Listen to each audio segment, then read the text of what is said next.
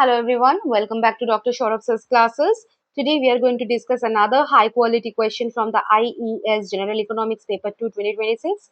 Now before we start, remember that the IES examination conducted by the UPSC is designed to test not only your knowledge but also your analytical ability. And the examiner expects you to compare the theories, evaluate the arguments and provide a balanced conclusion rather than simply agreeing or disagreeing. Okay, so today's question is an excellent example because it asks us to analyze whether the growing number of regional trade agreements and the free trade agreements has weakened the World Trade Organization, and then ask whether this is the only reason for the WTO's declining effectiveness. Okay, so today we will not just study the WTO, we will learn how to think like an economist. Okay, so first we will read the question, then we will answer it.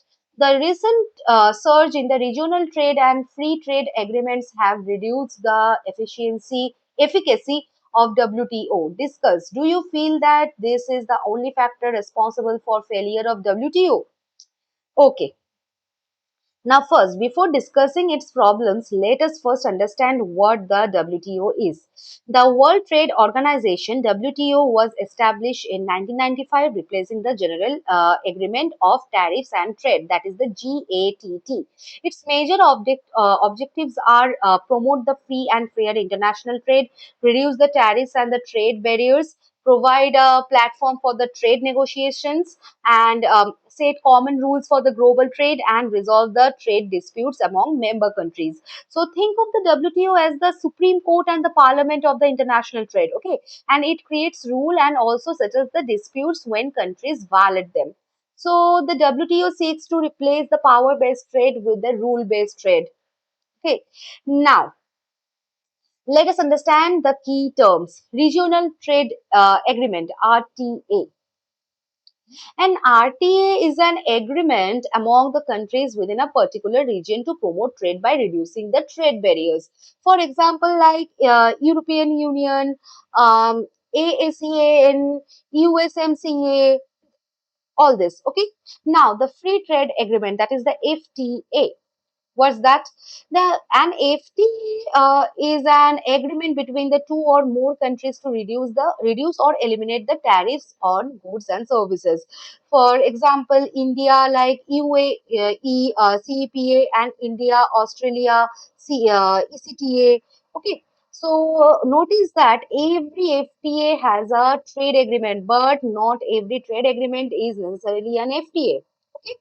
Now, we answered the first part of the question. Shift from the multilateralism to regionalism. The WTO believes in multilateral trade where one common set of rules applies to all members. So, however, countries increasingly prefer the regional agreements because they are easier and faster to negotiate. So, as a result, the importance of WTO negotiations has declined. Now, the faster negotiations. The WTO has 166 plus members. Okay, so achieving the consensus among so many countries is extremely difficult, right? So, in contrast, an FTA involves only a few countries. Negotiations become much quicker, and hence countries increasingly bypass the WTO. Now, let's talk about the trade diversion. Okay, so RTAs sometimes encourage the members to trade only among themselves. So instead of trading with the most efficient global producers, this weakens the WTO's objective of non-discriminatory global trade. All right. Now come to the different trade rules. Every FTA has its own rules of origin, tariff schedules, and the investment provisions. So this creates a complicated wave of overlapping the regulations. And economists call this the spaghetti bowl effect.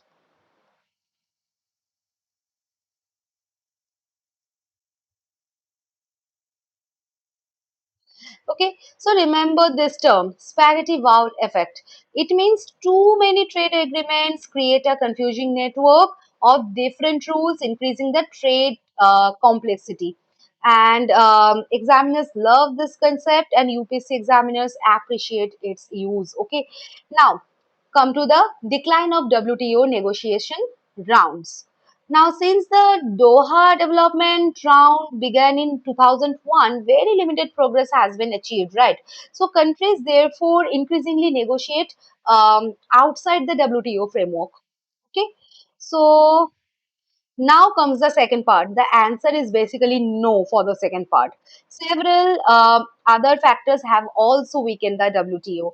First is the failure of the Doha development round. The Doha round aimed to help developing the countries, and however, developed and developing countries could not agree on the agricultural subsidies, industrial tariffs, and the market access. Negotiations become deadlocked. Okay.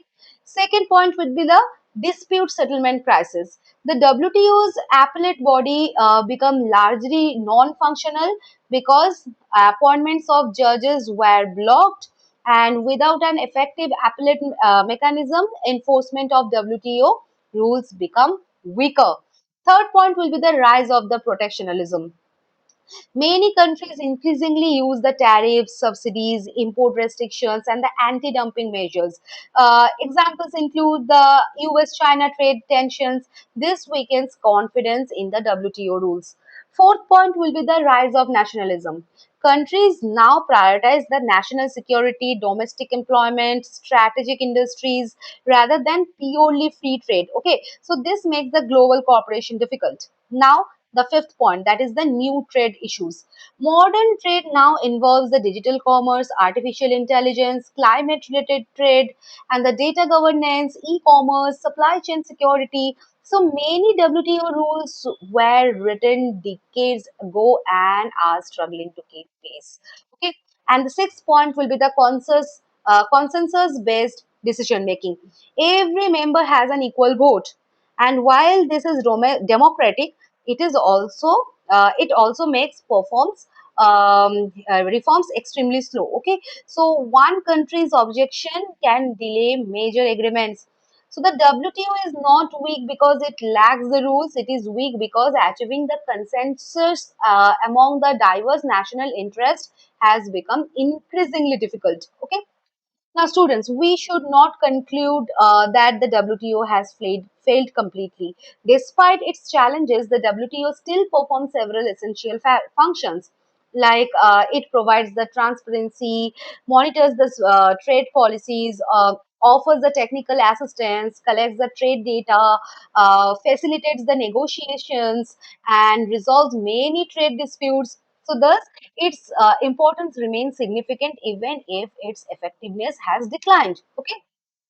So, to conclude, the rapid growth of the regional trade agreements and the free trade agreements has certainly reduced the central role of the WTO by shifting the attention from the multilateral negotiations to regional and bilateral arrangements. And however, this is not the only reason behind the WTO's declining effectiveness.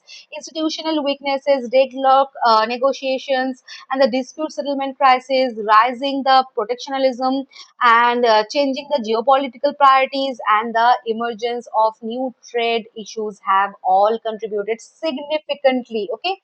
Therefore, the challenge before the WTO is not merely to compete with the RTAs and the FTAs, but to reform itself so that it remains relevant in an increasingly complex global trading system. Okay, so I hope this is clear to you. See you in the next session. Bye bye.